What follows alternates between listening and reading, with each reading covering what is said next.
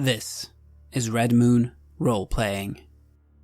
You've traveled to Windheim because you're not from here, you're from the mainland, where the great Bastionian Empire rules most of the known world, and Windheim is but a faraway colony. But since the Bastionian Empire has basically conquered all of or most of the known world, there's some kind of, almost like a Pax Romana going.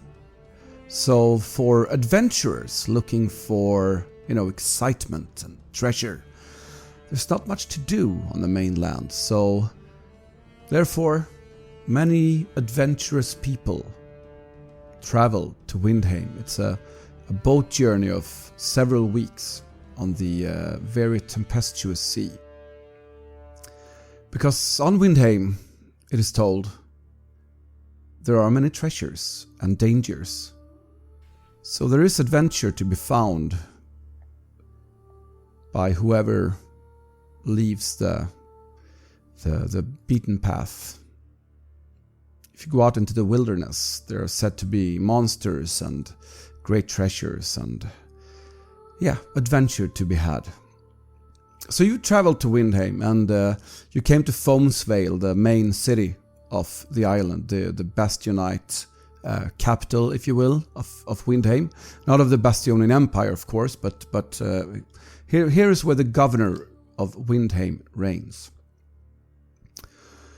And there are 3 baronies under the governor, and you are in Crown's Head, one of these baronies, and you've traveled, you've seen some sleepy farms along your way,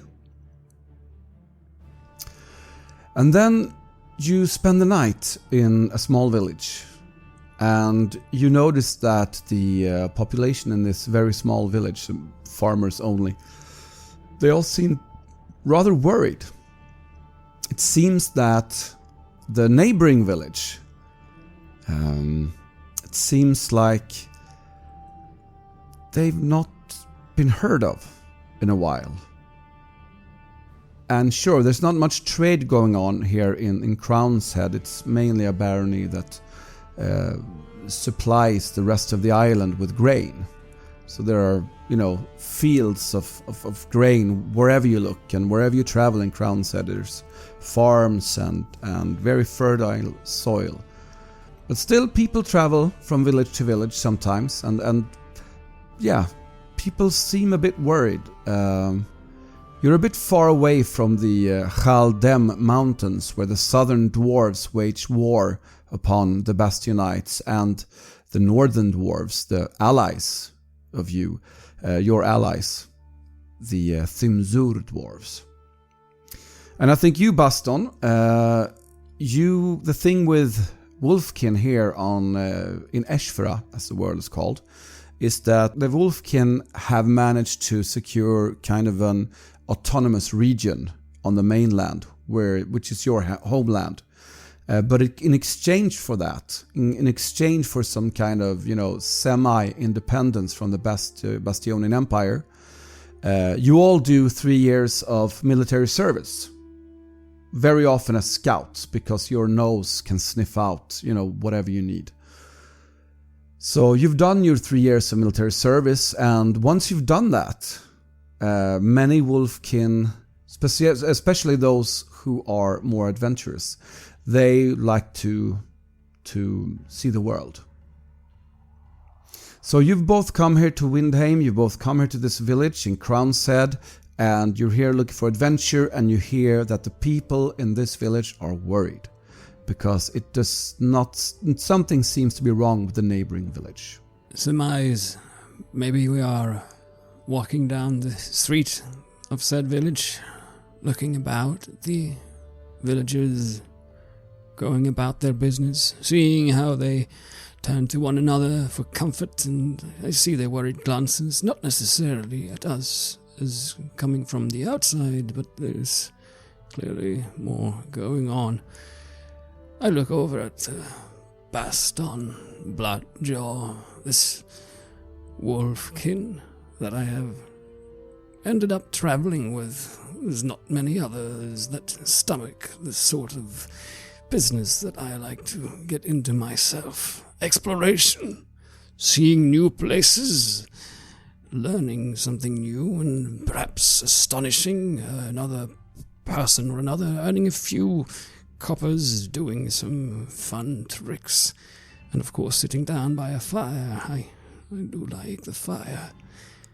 Me, I am Archmaster Eoden. I dress outwardly quite humbly. Well, if you've got the eye for it, you'll notice that the cloak is quite fine, but it's brown and dull. But under it, I carry an elegant, reddish garb that I only let show when I would like to cause a scene or a bit of effect. I carry my staff with me, and perhaps that's what stands out the most, besides my long white beard and my bushy eyebrows, my inquisitive eyes. Well, I'm quite a tall fellow, so there's that too. And yes, wandering here, together with Baston. Looking over at him, I say, well, this certainly seems like an opportunity to see something new and perhaps, for once, meeting a challenge in these lands. But these people worry so often over nothing. I turn my single eye to the wizard and snort slightly, sniffing the air. I look around this village and think little of it. These people seem to have barely anything, and I want coin, gold, silver, and the things that can be bought with such coins. So I am not sure I'm that impressed. I take a moment to neaten my leather armor and my thick cloak made of beast hide. I do like to look presentable, despite being a humble warrior. Even in the military, I prided myself on having a good uniform. I sigh. I am, as my companion has described, wolfkin, grey-furred. Almost missing one of my eyes, but not quite. War wounds from many a battle. I have a long spear attached to my back, well strapped, and a slightly shorter spear attached on the other side. I frown as I say, "Huh. Are you sure, wizard, this place has anything to offer? It looks pitiful, pitiful, I say. I doubt we'll find anything worth a challenge here." I look around. What sort of people is it that busy themselves here? Are there any wealthy merchants, or is it just simple town folk? Yeah, peasants. Yeah, most of them are peasants. There are a few craftsmen, maybe. Perhaps there's a traveling merchant who is buying up grain, taking it north to Crownshead or Plainsville or even Foamsvale. But yeah, people here are, Bastionites. Bastionites are a human/halfling culture. So both Bastionites can be either humans or halflings, and they all worship the deity who rules the pantheon of this world, called Thrakon. And definitely, Odin, your magic comes from Thrakon. You know this, and you know that you must always sacrifice your tithe. A tenth of whatever you earn always goes into the Thrakon well. Every Bastionite village has a Thrakon well outside the Thrakon temple in the center of the village or town or city. And you are very particular, I think, about sacrificing your tithe, because without it, Thrakon might take away your powers. Baston, on the other hand, is not allowed to sacrifice to Thrakon because he's not a Bastionite. He is, all non-Bastionites are forbidden to sacrifice to Thrakon. And instead, you are encouraged to worship your own gods, but you're also encouraged to worship them moderately, because it's people's worship that gives power to the gods. if the Wolfkin would sacrifice or pray or worship very zealously to Sarai, the mistress of the hunt. She is worshipped by hunters all over Ashfara, but most of all by the Wolfkin, who she made. She is represented by the twin moons that she also created, the 2 moons that travel the sky above you.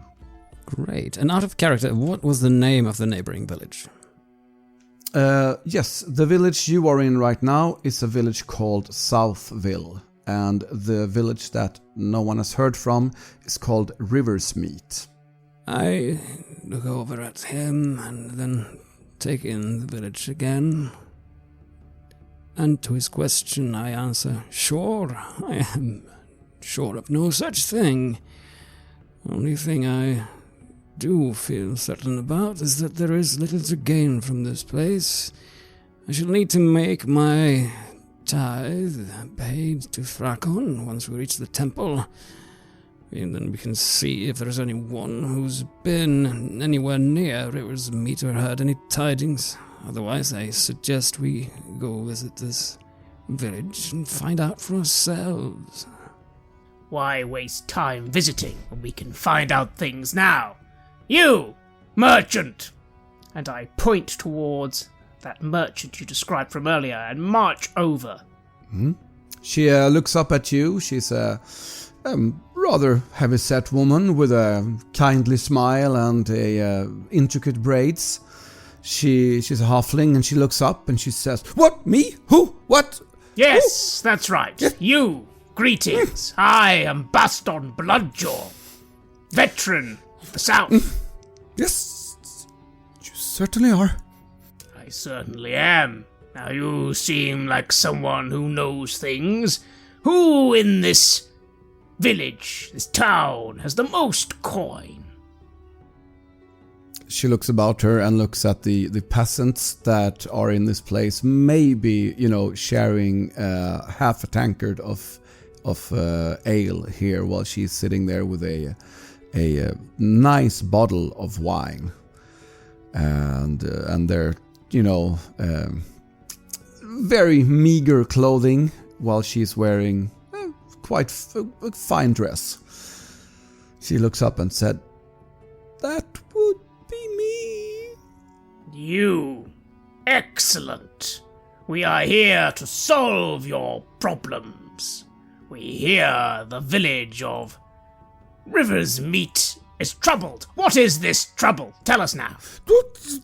As he goes on talking to these lovely citizens of this village, I carefully remove my folding chair that I tend to put in his pack. It's become something of a game to see how often I can do it, but every now and then, if I share some of my silver and earnings, he agrees to it.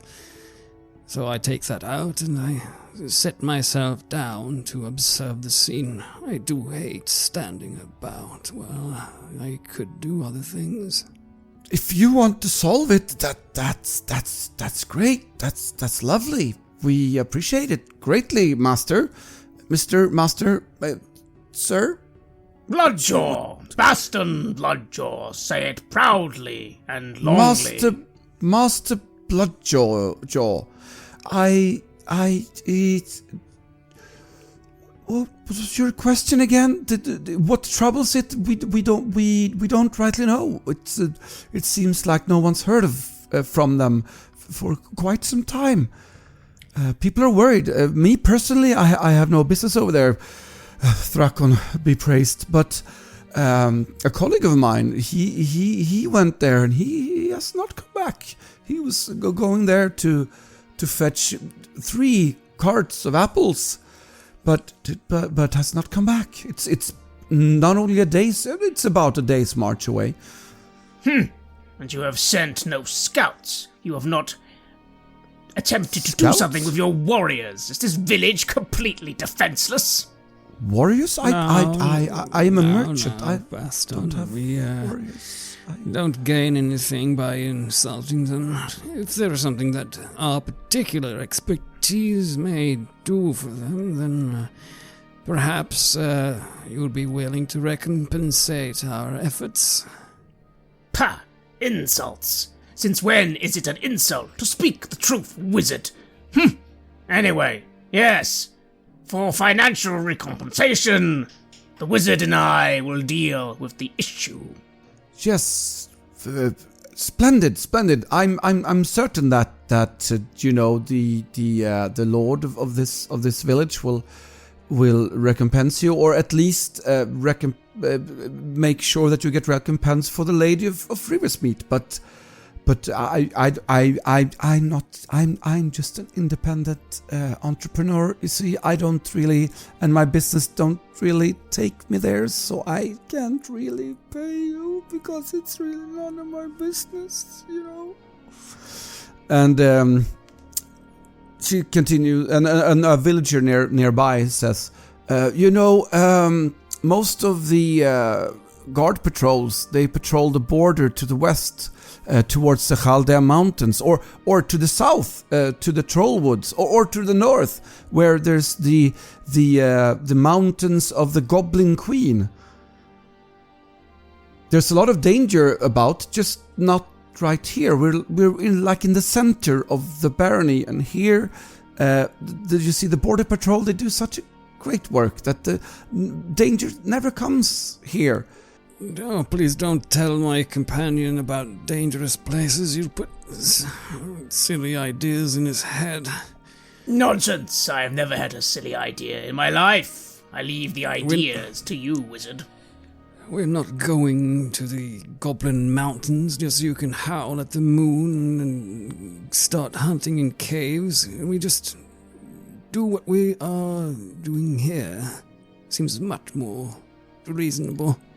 Well, where is this lord? If you will not pay us, where are they? Or lady? Yes, you see the square just outside the inn here? There's a temple over there, and there's a bank, and between the bank and the temple is the lord's manor house. I sniff a little, and hearing this information, I just walk in that direction without even saying goodbye. Best of luck. Best of luck to you. I fold up my folding chair. I don't bother too much with manners either, but I do give them a nod, and then I discreetly mount it on the back of a baston as we start walking. Yes, there you go. I shall need to pay my tithe, but I look around. Is the temple anywhere near where we're going? Yeah, so every Bastionite town, village, and city is organized in this way, that there is a central square, and around the central square there's always the main inn of the village, town, city. There's the residential house / office, or both, of whoever's in charge. Like in Foamsvale, it's a governor. In the capital, it's the emperor. And here it seems to be a local lord. And the other two buildings these 4 buildings always make up the 4 walls of the main square. So the 2 others that are left are the bank. They have a very well developed banking system in the Bastionite Empire. They want you to be able to, because it's gold coins, silver coins they have to carry. So if you need to, cash them into a check, then you do that, and you get a big, nice stamp on it, and you can catch that check in any other village where you go, anywhere in the Bastionite Empire. And the 4th one is a temple, and outside the temple is always the Thrakon well. It's a well that seems to be bottomless, and you sacrifice your tithe into it. It could be paid annually, monthly, or whenever you do a business transaction, like people do, whatever's the most convenient. But then you sacrifice, you drop your stuff or gold into the well. There's never a sound, and you have sacrificed to Thrakon.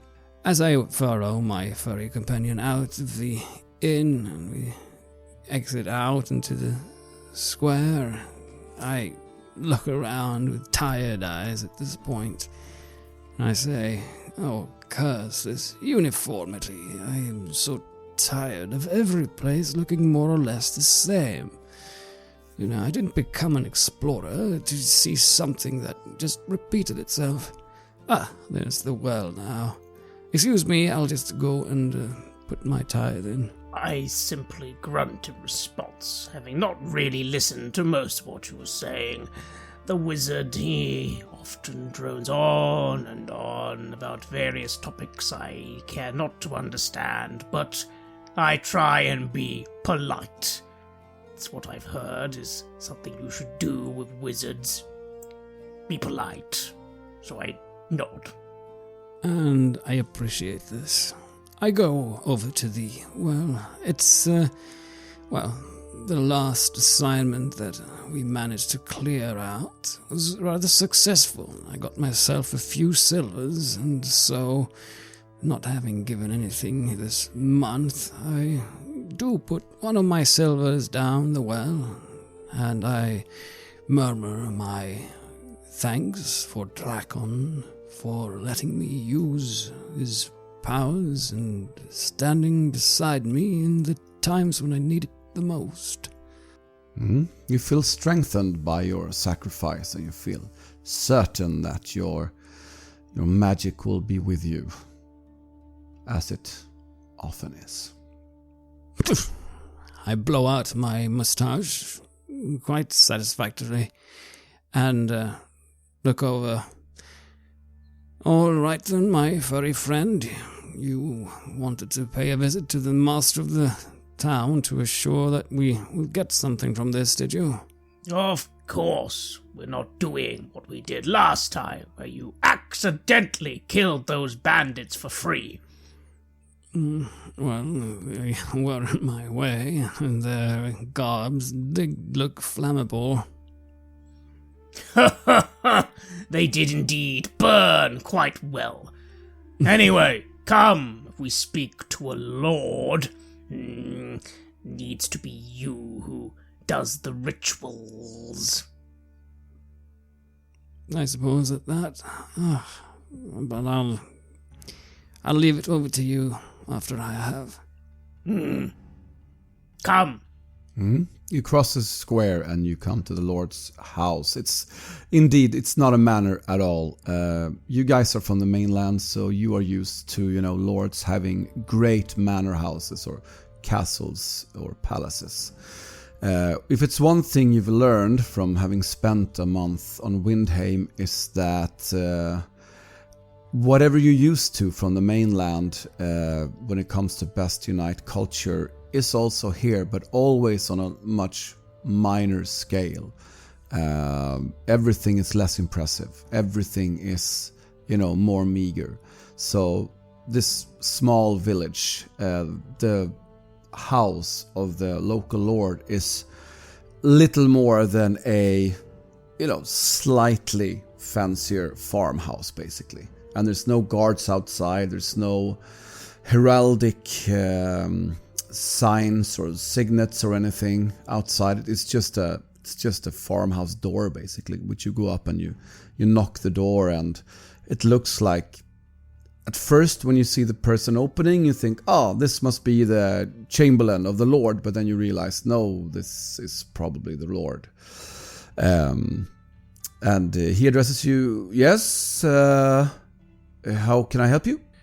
Well, let me, Archmaster Aoden of the Bastionite Empire's mainland, introduce you to my colleague Baston Bladjaw. And then I cast a puff of smoke to make a dramatic effect of the of us both standing there and him kind of leaning out over my shoulder as I do so. I, this man, not impressed at all. I normally acknowledge that I get in a bit of trouble with proper lords, but this is no proper lord. He lives in a shack in the middle of nowhere. So, perhaps, this will be fine. I step forward, one hand on my spear. Yes, Baston Bloodjaw and the Archmaster. We are here to solve your problem for a modest fee. We will sort out whatever is wrong with the neighbouring town and bring order back to your disorderly lands. Oh, I see. Well, are you perchance adventurers then? You might call us that. Yes, adventurers, of course. I see.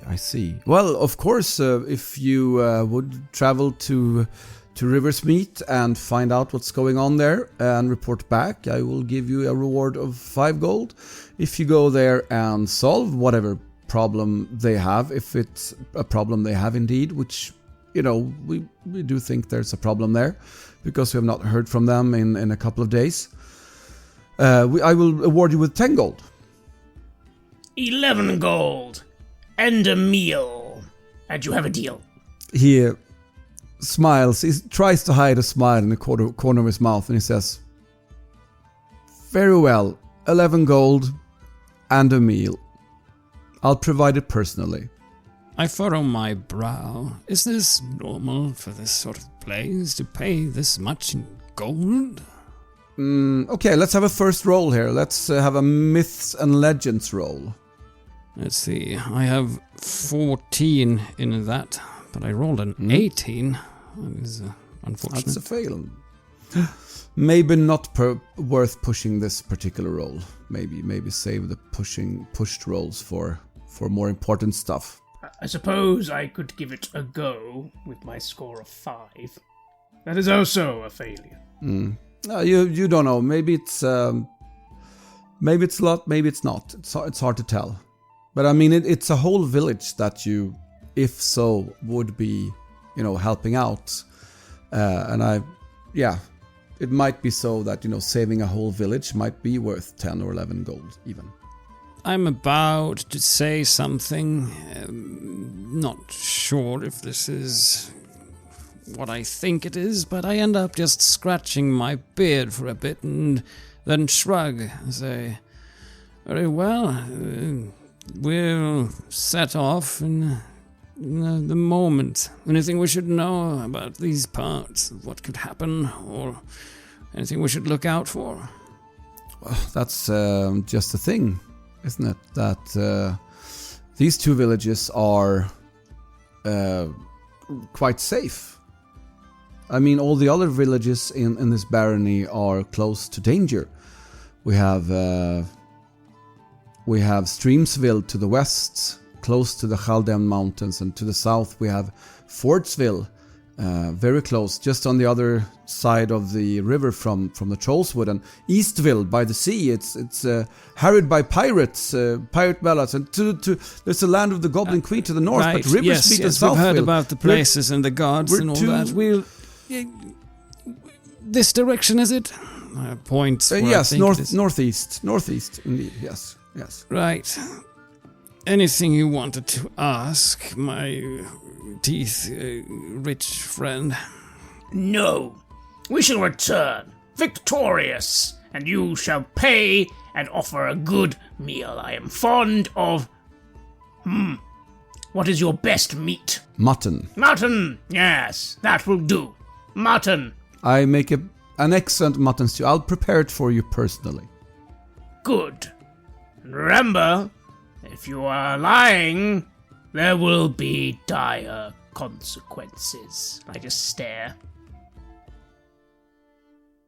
Lying about paying you, or? Yes, it's happened before. It does not go well. And that's before the fires begin. Looking at the wizard. As he looks to where I was standing, I have now moved about 100 paces and probably just disappearing around a corner, not being in the mood for more chatter. I can pick up the pace quite quickly when I want to. Listen here, he says, and seems to show a bit of backbone. I am a lord of the Bastionite Empire. You do not come here and threaten me.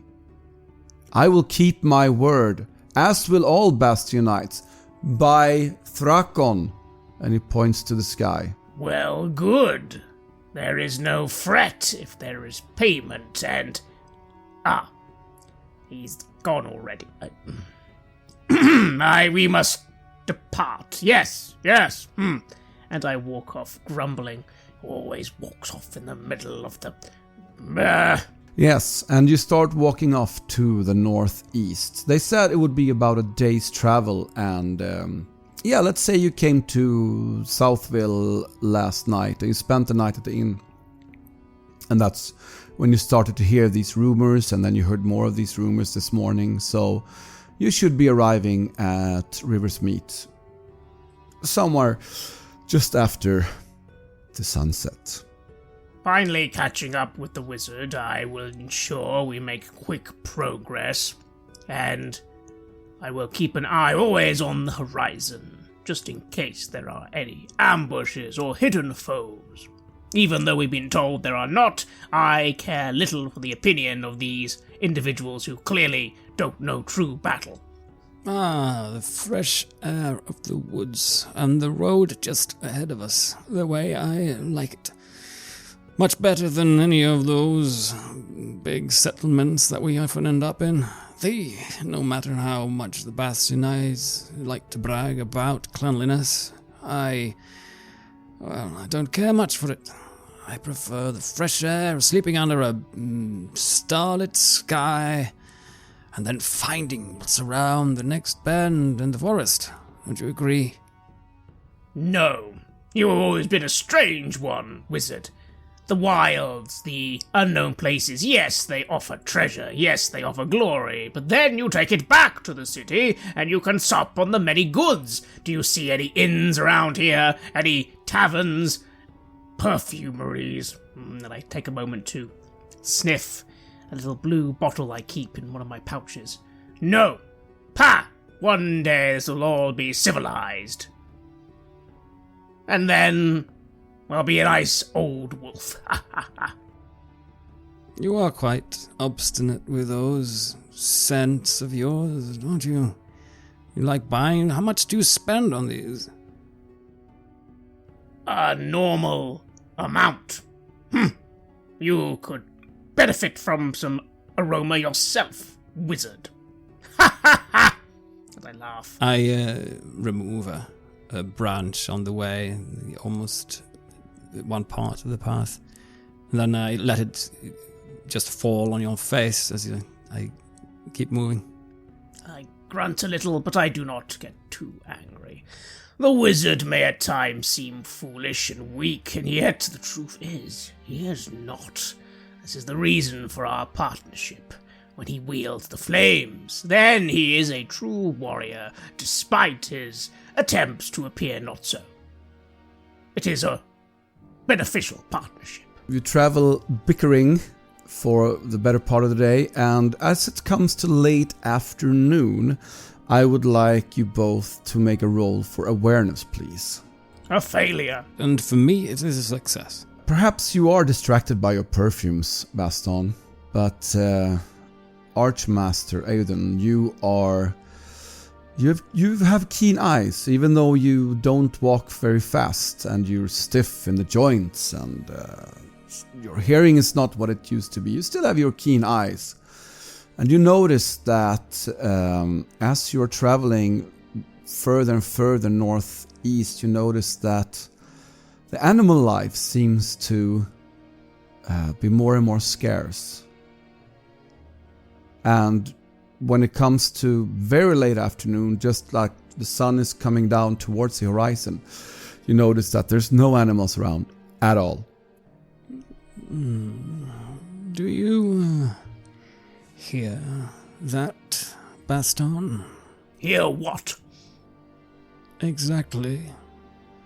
The wildlife here seems surprisingly scarce.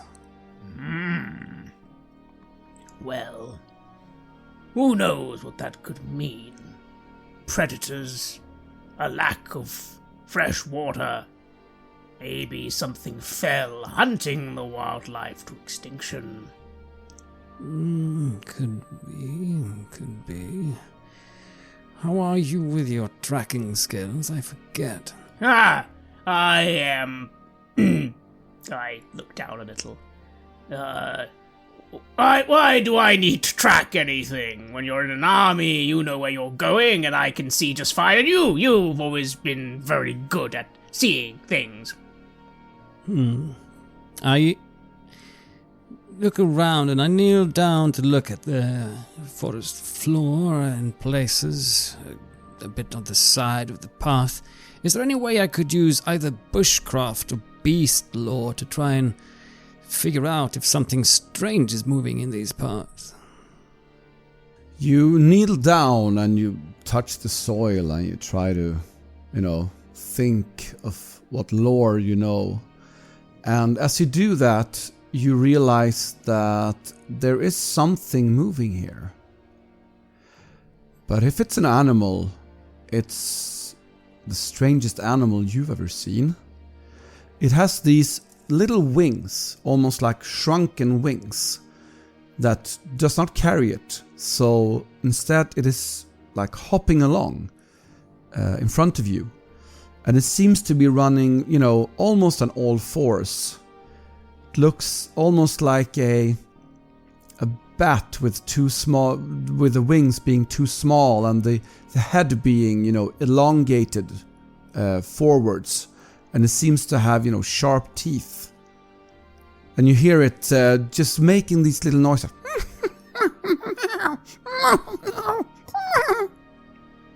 Does it appear to have noticed me? It does not. It's running away from you. It's running towards the northeast. It's basically overcoming you, but it's like not coming along the road as you are. It's coming from the wilderness. And I would say also that there are very few woods here.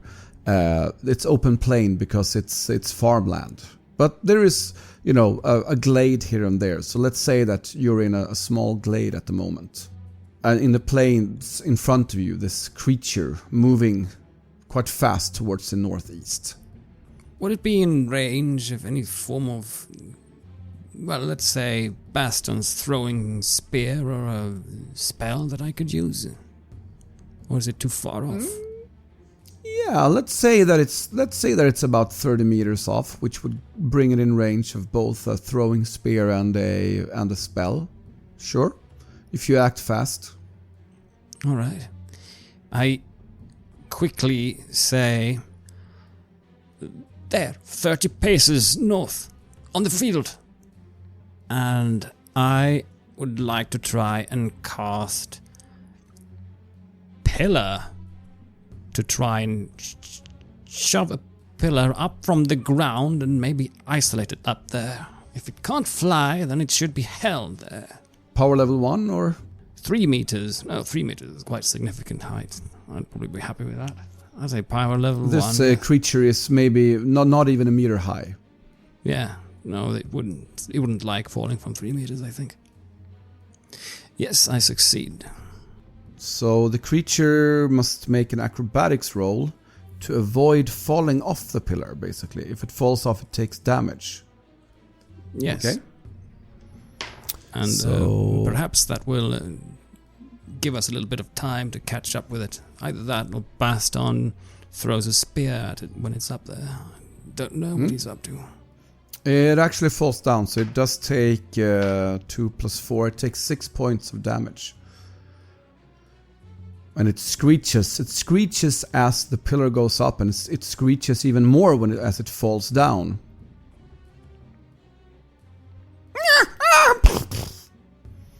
I think we need to draw some initiative cards. So in this game, we draw initiative cards each round, and I think, Baston, you have a heroic ability that allows you to spend a willpower point to keep the same card. Like, so if you get like 1 or 2, you might want to spend that point to keep it next round. So I will give first to Hjalmar, you get a 2, and Craig, you get a 10. You're not going to pay to keep that. And whatever creature this is, let's see now. It has ferocity 2, so it actually acts twice. And it actually acts first. It looks at you and starts closing in the distance. It starts running towards you. Nah, nah, nah. That's what it does with its first action, and now it's Hjalmar. And just about to use the initiative that I gained by putting it up there and having it fallen down, I felt quite sure that it would either lie there still or start crawling away. So my eyes widen at the sudden aggression from this thing, and I start moving, making sure I instead go backwards, closer to where Baston is. I prefer to be behind, and I say, Baston, my chair. And Baston knows that if I sit down, then that means I mean business. So you move back behind Baston, but you don't want to make an attack or something. You want to sit down on the chair. Check in. I want to sit down on the chair, and if I have time, also do an attack. Sure, I'll let you sit down as a free action. Sure. All right. So this happens quite quickly. It's not that Baston would have expected it, or maybe he did by now. He knows when I want to fight, I want to fight. And I sit down as I start holding my hands up and weaving something in the air, quite dramatic looking, murmuring the words of Thrakon and what he has given to me. And I will test this creature by throwing a fireball at it. Yes, so make a roll for elementalism, please. And that is another success. 10. Oof! That's a lot, so that's 15 points total. It is the creature's turn again, and I roll a d6 to see which attack it's gonna make. So the nearest person would be Baston. Baston, you must make a willpower roll to resist a fear attack. This creature wants to put the fear of death into you. How does it do it? It looks at you, and the eyes are. I mean, you've hunted a lot of beasts. This is an unworldly beast.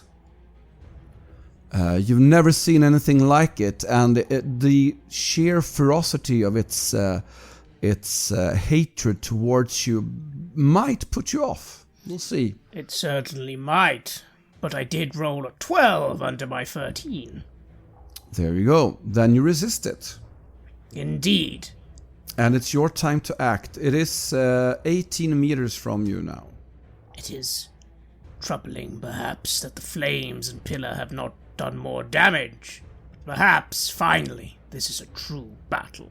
I do not know what beast this is, but today it will die, and I shall charge forward with my long spear and attack.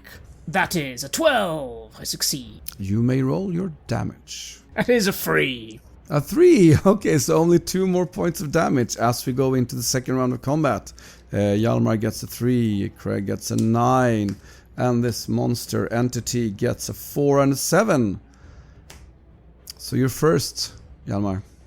I sit there on the chair, and when I'm in a state like this and in a fight, I tend to not think about where or when or indeed what is actually happening. I just do what I need to do, and I like to see fire, and I like to see it envelop that which stands against me, but this thing doesn't seem to go down.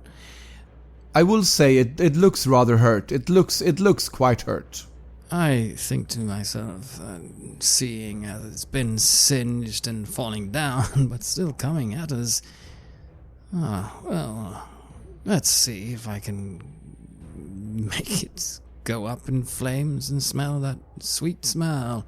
And I finish my murmurings, and I snap with both my fingers as another fireball is attempted to be conjured. Let's see if it It does. Oh, that's the exact number. Is that still a success? Yes, meets it, beats it, yes. 7. Yes, you may describe how you incinerate this creature. I see now that the way that it's darting about, trying to avoid my fire and baston, of course, getting straight in the way as he's charging, I do one of my favorite tricks, which is I send the fireball out and it seems to go the other direction. It goes soaring through the forests, zipping between trees, singeing small branches and bushes, but not more than that.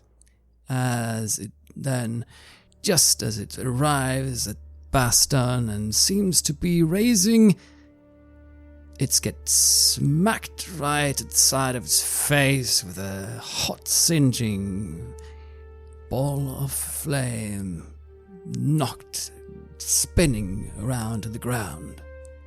I react as I normally do, ready to stab, and then it's quivering and on fire, and it finally falls, and I just grunt in. Well, disappointment, really. It wasn't much of a challenge at all. What on earth was it? I go over and poke it with my long spear, just to make sure it's dead. Yes, it does seem dead, but as you come closer, you see that it only seems to be like skin and bones. Doesn't seem to have much meat on it. And the smell, you're a wolfkin, you have an acute sense of smell, and this creature just smells off. Is this a scent I've smelled before? Never. A strange odor. Barely any meat on it. What a unusual beast. It should not have been so strong.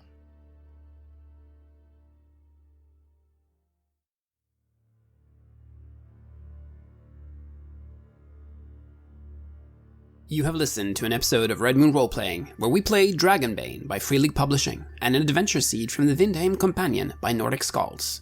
This particular adventure seed was written by Pelle Nilsson, who is one of the creators of MÖRK BORG. Windheim Falling is on Kickstarter, and you can find a link in the show notes. The music was made by Andreas Lundström from Nordic Skalds and Sweden Rolls, and he was also our game master. We would like to give massive thanks to our champions of the Red Moon: Martin Heuschober, Simon Cooper, Julia, Camilla, Bob Blanche, Cameron, Graham Barey, Doug Thomson, Lily, Maciej, Black Templar, Dennis Sadecki, and Leonhardt for their generous support. And we'd of course also like to thank all of our other patrons. Without your support, the show would not be possible.